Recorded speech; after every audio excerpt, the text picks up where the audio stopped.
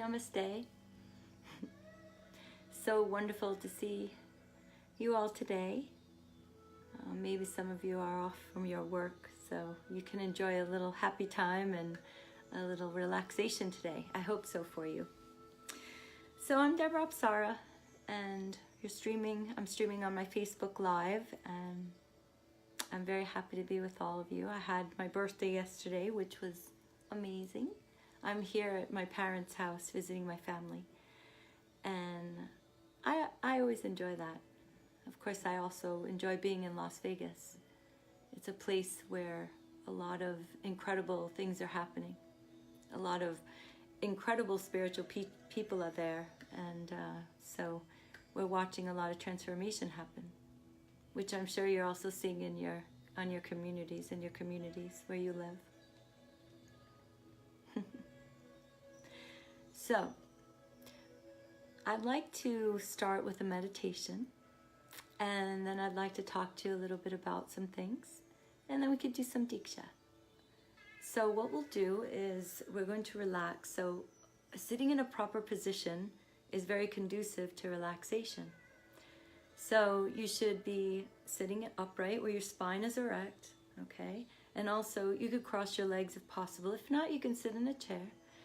And if you can put your hands in this hand mudra, we call it Pranakriya 1, or you could call it knowledge mudra. So fingertips and thumb together and up on your thigh like this. It brings certain energies into the lower part of the body, which is where the Kundalini stays dormant and the Muladhara chakra. And when that gets activated, it starts rising up. And so we like to use this hand mudra because it's a very beautiful way to bring energies, auspicious energies, into the lower part of the chakra system. So you're going to close your eyes. Take some nice, slow, deep breaths. Because when we breathe and we focus on the breath, it starts to also affect our mind and this Kundalini, the spiritual energy, because they're like a pyramid. So it's like they are connected. So when you breathe slowly and you focus on the breath, with slow breath in and a little longer exhale through the nose, it starts to quiet the mind. And it will also start to help raise that Kundalini. So we'll take some nice slow breath in and slowly exhale. Take a nice deep breath in and slowly exhale.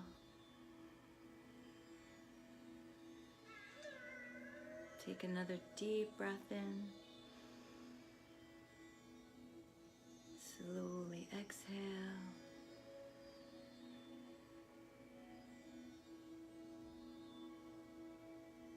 Let's take another breath.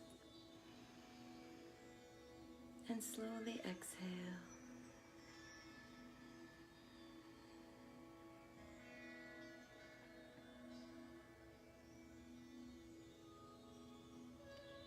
Now you can continue taking slow breaths for a few minutes, just at your own pace, and focusing on the breath, inhale and exhaling slowly.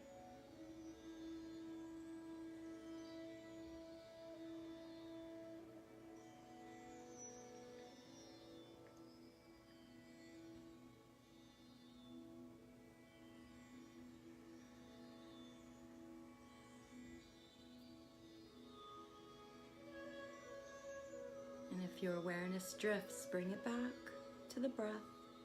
Just bring your awareness back. If it goes off in a daydream, just bring it back to the breath, back to focused awareness.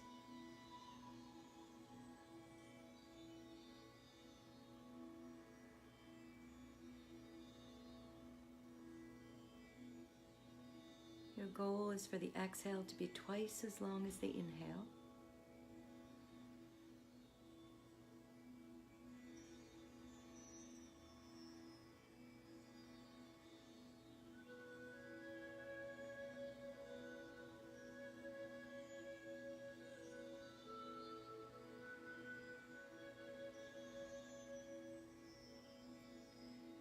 So now while you keep doing this breathing, I'm going to also add in some relaxation.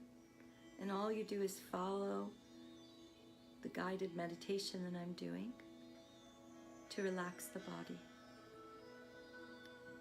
So you're going to relax the shoulders, relax.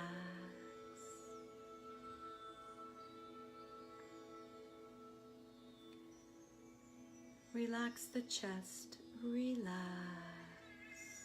relax.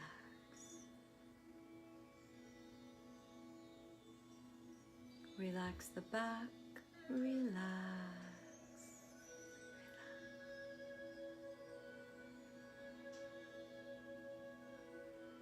Relax the stomach, relax, relax.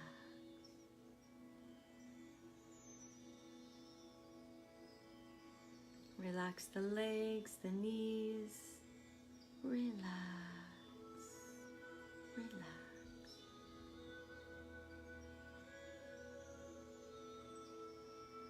Relax the feet and the toes, relax, relax.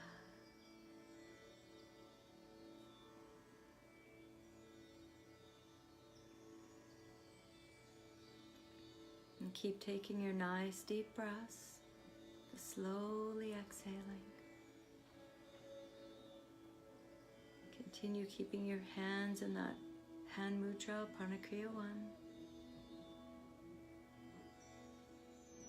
Relax your neck, relax, relax. Relax your head, relax. Relax. Relax your arms, your hands, your fingers. Relax. Relax. Relax your eyes and your eyelids. Relax. Relax your teeth and your lips. Relax. Relax the whole body, relax.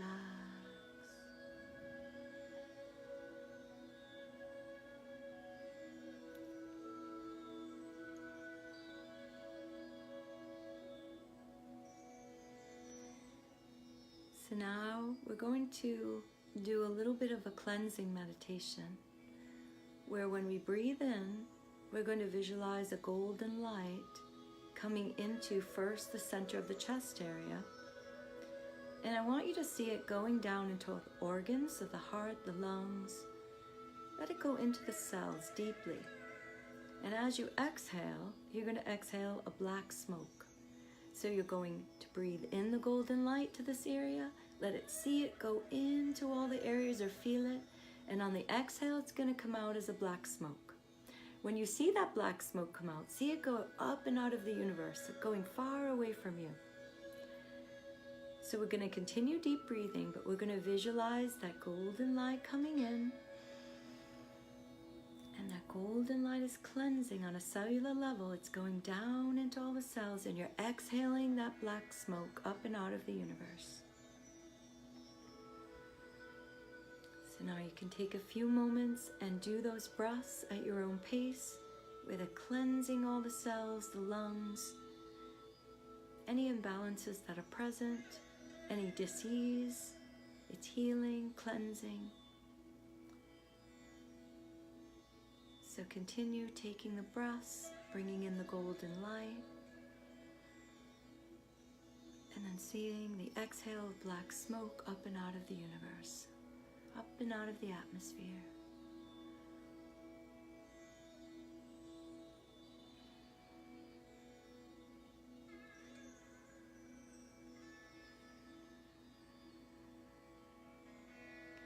And those of you that aren't able to visualize, you can just feel it.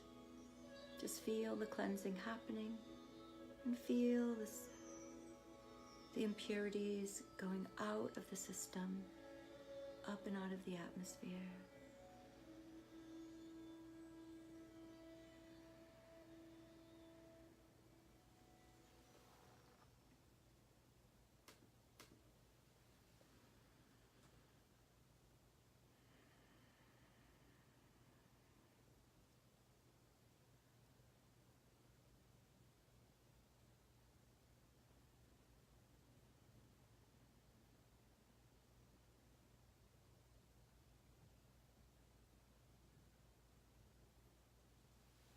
And make sure you see the cleansing happening, or feel the cleansing happening down to the cells, all the way down.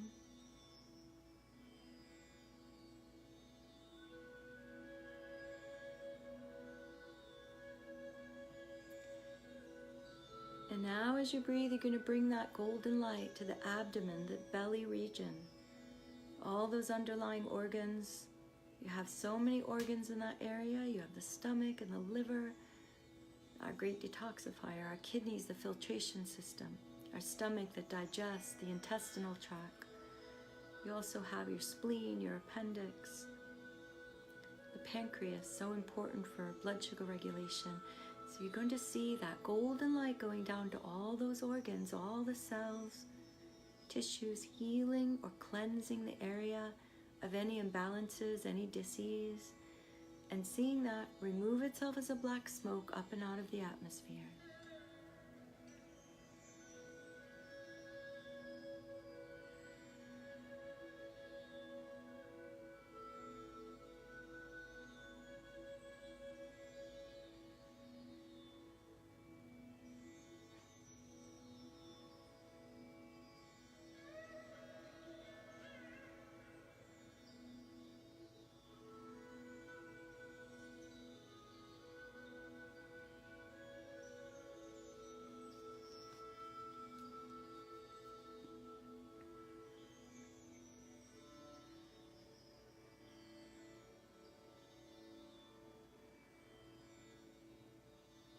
Remember seeing or feeling that golden light going into the abdomen, cleansing it, deeply cleansing it, releasing as a black smoke up and out of the atmosphere.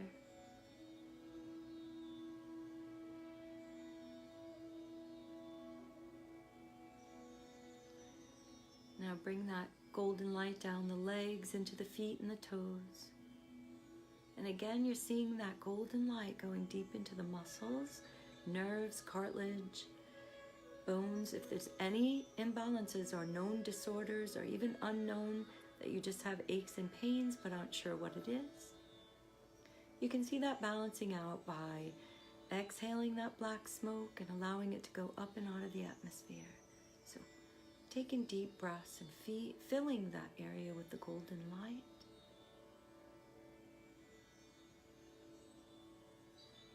Releasing the black smoke up and out of the atmosphere.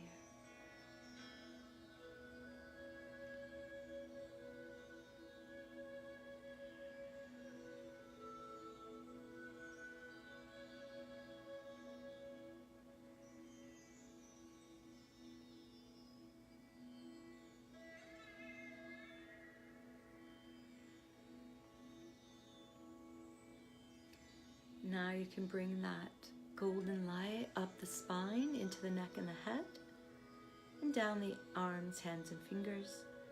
And you're going to see that golden light penetrating the spine, especially if you have any back injuries or any back pain.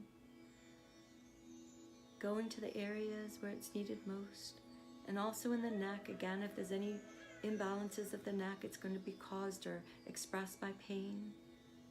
The cause might be unknown, but it'll be expressed by pain or discomfort. And allowing the head, the brain to fill up with this beautiful golden light. Down the arms and hands and fingers. Seeing anything express as a black smoke going up and out of the atmosphere on the exhale.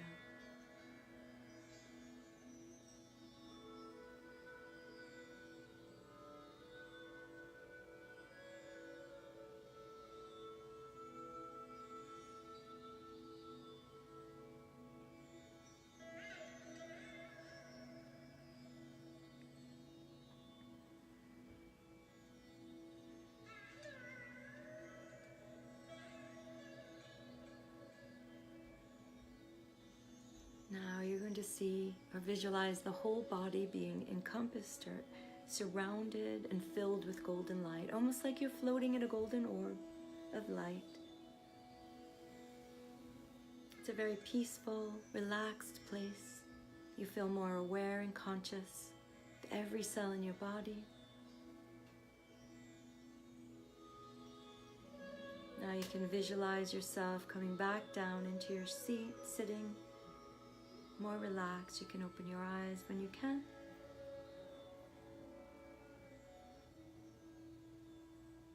So namaste.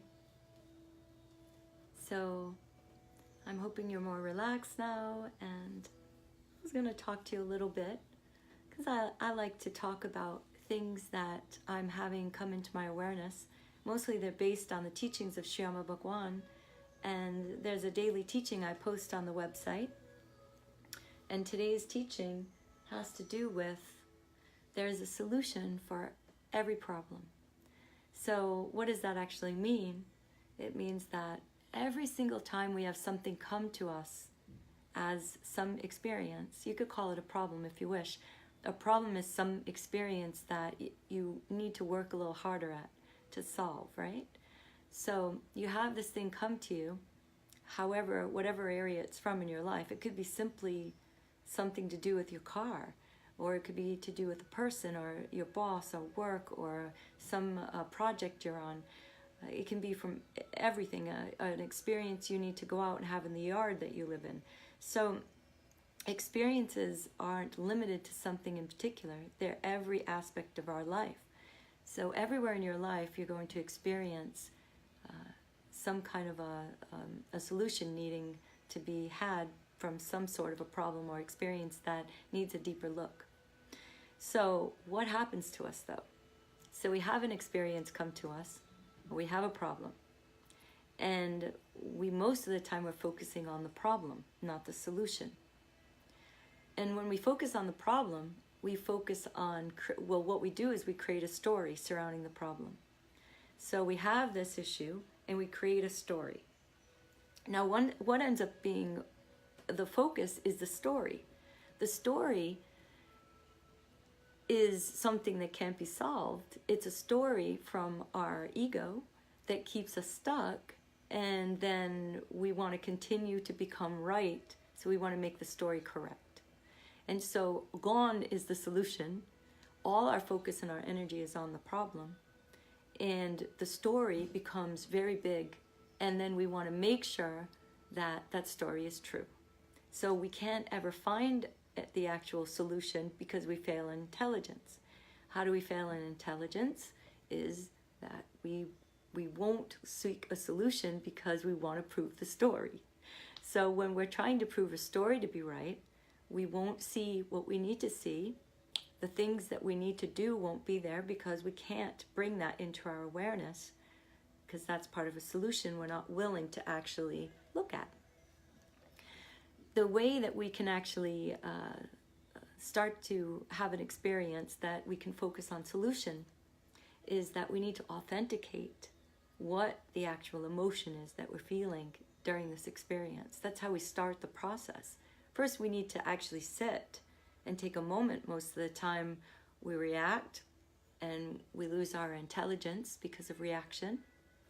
And we look at the problem, we focus on the problem, we continue with the problem, and then the story develops, and then we continue with the story because we want to prove it, because the ego is risen, and the ego games that we play are, I want to be right, I don't want to be wrong, and other things. And so in all of that, it's a failure of intelligence. We're smart people, but we lose our intelligence often. So I'll tell you a story, because with this story, you'll truly understand what I mean. It's just simple story. So there's this woman, and she has a car, and it needed some tires. So she went to the place. She got some tires replaced. There were 4 of them replaced. She's sitting and waiting. And as she's waiting, she overhears somebody whispering and talking about 4 tires being replaced on a car. She just hears it. She went up and said, are you talking about my car? And they said, no, it's not yours. So she sat down, waited until her car was ready, and left. Several days later, she was outside and she noticed that her tires looked different. Where the rims are that are on there, they looked dirty and they looked a little scratched. So she got concerned and she looked down and she said, oh my God, I think my rims are scratched. Maybe it happened when they put the tires on, which is possible, right? So we have a problem. We have some scratches on our rims, and we can look for the solution now, right? But what happens? So now, instead of that, it's the focus on the rims being scratched. And now the problem is there. We focus on a story. Well, the story became, I heard that whispering about somebody else's car having tires put on. Maybe that the tire rims were switched. And instead of my tire rims being on there, there's somebody else's. And or there's another story that pops up is they scratched them when they put them on. So now the failure of intelligence has happened because now we're angry. And with that emotion, we're going to go and we're going to demand things from this tire place. We're going to go in and say, you scratch my tires. You cause problems with my car. You know, I think you guys put the wrong rims on. And instead of looking at these, washing them up, cleaning them up so you can really see because they're dirty. We feel intelligence, we don't want to do anything. Because when we want to prove we're right, so when we go in there, we want to keep them dirty. So someone comes along and says, hey, why don't you clean them first? Before you actually go there, why don't you clean them, see if they're actually scratches, so you don't look, you know, because really you're going to look really funny if you go in and you show them these things and they wash them off and there's nothing wrong with them. You made a foolish, there's your failure of intelligence. Instead of being smart about it, which means you can't be right in this situation, because what's important now is the solution. If the solution's important, you're going to go and you're going to clean the tires. You're going to buff them, and then you're going to look and see, are there really scratches there or not? If there are, it's no problem. You go in and say, hey, I had my tires put on and they're scratched. Can you help me out? No problem.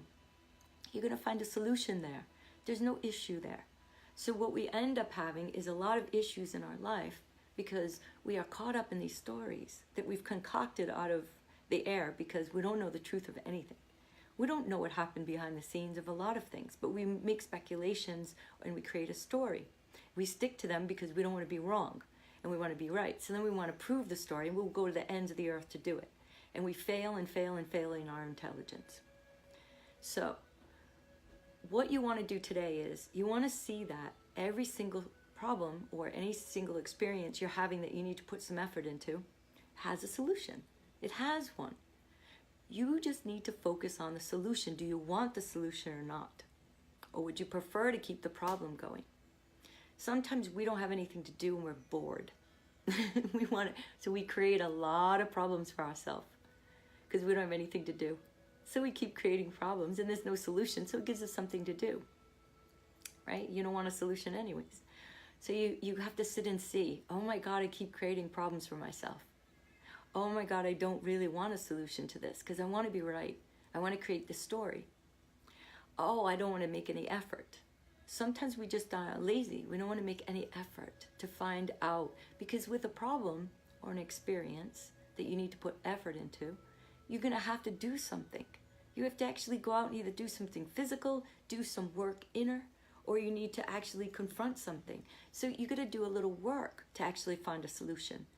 It's not finding, I should say, the solution rises with the problem if you focus correctly on the solution. If you focus your energy on the solution, it actually rises.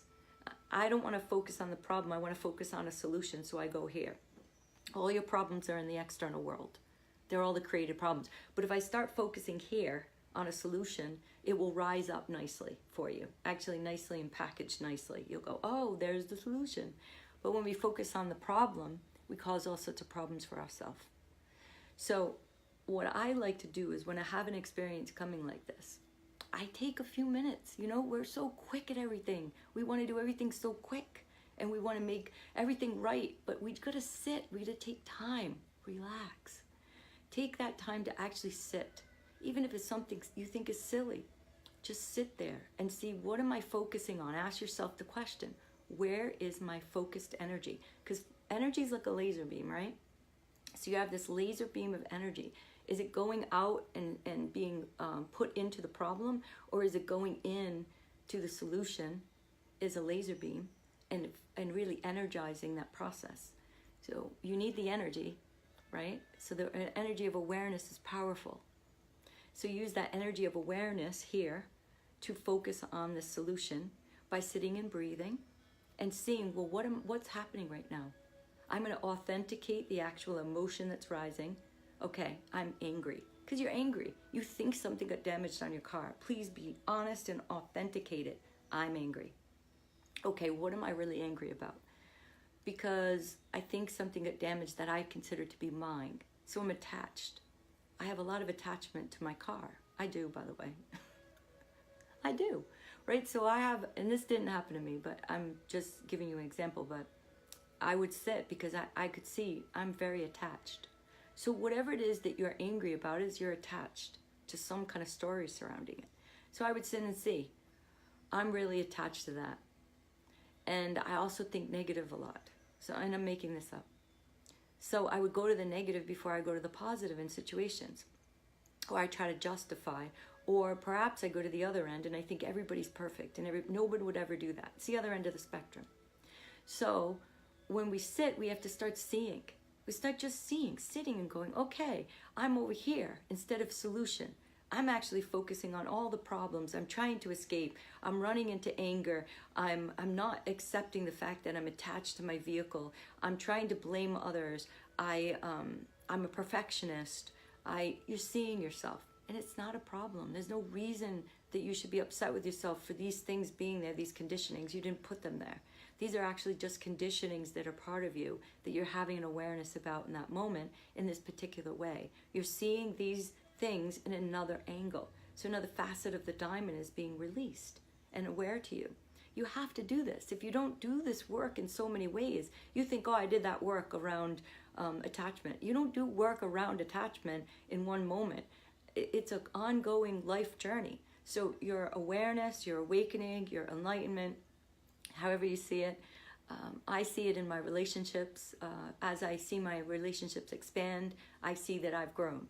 So as I see that, I know that another way, another angle was looked at regarding that particular thing that's rising in me. So when anger rises, I'm looking at another angle of it. When perfectionism rises, I'm looking at another. When attachment rises, I'm looking at another. But if I don't authenticate that this is the actual emotion that's rising, I get caught up in the external world. I get caught up in the problem. I get caught up on blame. I get caught up on anger. And I get caught up on failure of intelligence. I fail in everything. So this little moment that you take can change everything in your life. It will change all your experiences. It becomes simple because once you sit with those emotions and you say, this is just what's here. I'm not blaming myself for being angry. I'm just angry and I see why, because I'm a perfectionist. Oh my God, then what happens? A process happens. Oh my God, when I was 10 years old, I used to watch my mother get angry about things and I got really frustrated as a kid like this. I remember that same frustration. Oh, I had the same thoughts when I was a kid like this. So all of these things actually start coming into your awareness because you're going to start seeing. Okay, you're going to start the seeing process. You go, oh my God, I'm seeing, I'm experiencing. All the focused energy is here. That disappears. The problem ends up disappearing when all the energy is focused here on the solution. So as you see and enough process happens, solution rises. Now you go outside, you scrub off everything. Everything's clean and shiny. You might see a scratch, you might not. From there, you're going to make a conscious decision. If there's scratch, you go. And you just say, hey, you know, when you put the tires on, it's scratched. No longer is there anger because you worked through it. You saw that it was so much was way more was behind it than this experience. This experience brought you. It doesn't mean that there isn't a solution to it. Some people go, oh, I sat with it. I didn't do anything after. You may still have to. You may have to get up and make good conscious decisions on things. But you'll be able to do them in a solution-based instead of seeing everything as a problem and doing it from failure of intelligence. Does that make sense? So you want to make your decisions from conscious awareness, and that starts here. And you don't want to make them from failure of intelligence, which is problem-focused. Okay? So what I was thinking is we can do a little bit of Diksha, send some blessings so that we can all start seeing the solutions to every problem exist and how we can focus our energy on solution, which is the inner focused, bringing all of the energy here to actually start to see what's happening, the reality, the authenticity of what's here, before we then make any active effort in the external world. We see things first here, let the solution rise, and then go out and do what's needed in complete awareness and authenticity instead of doing it from failure of intelligence. I hope it's okay, not too much. It's complicated sometimes. So I'm going to put on some music and we'll do a little blessing. And the blessings are very important because we have to go through the process. Oh, sorry, I'm having a little bit of trouble finding my music.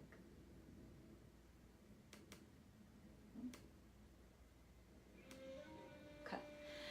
So I'm going to send the blessing, and anyone else who feels like sending your beautiful light and your love, because we all need each other. This is important that we share, because when we see through our own experiences or we hear others' experiences, it helps us all. It helps us when we're in it. We go, oh, that's right, what Debra was talking about I'm doing right now. I'm feeling intelligence. I haven't looked at anything. I haven't taken time. Take your time. You're special. You're a beautiful human being who is worthy of some moments to spend with yourself. You actually, you're so beautiful that you need to spend time with you and discover that. And as you discover that, you'll start relaxing a bit more, Start really loving the different conditionings and the different things that make you who you are. Very special, very unique. So, okay.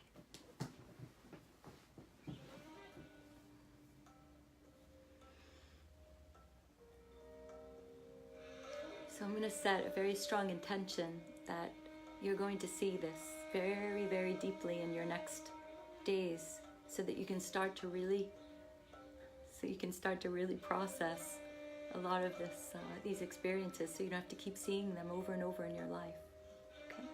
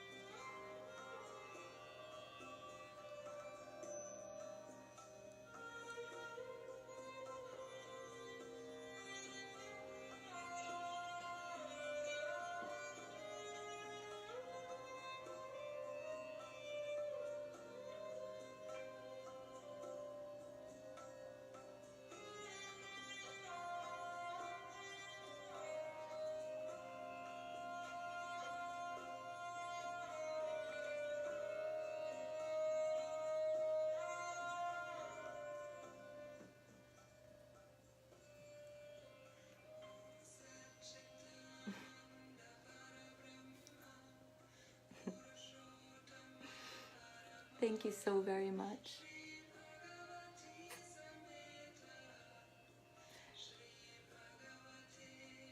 I feel so connected to all of you.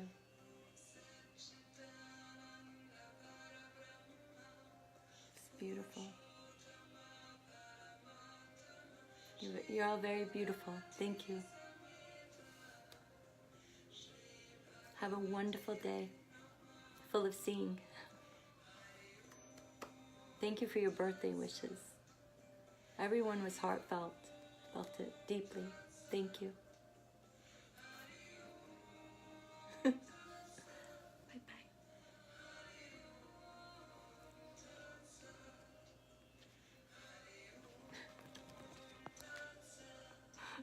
I love you.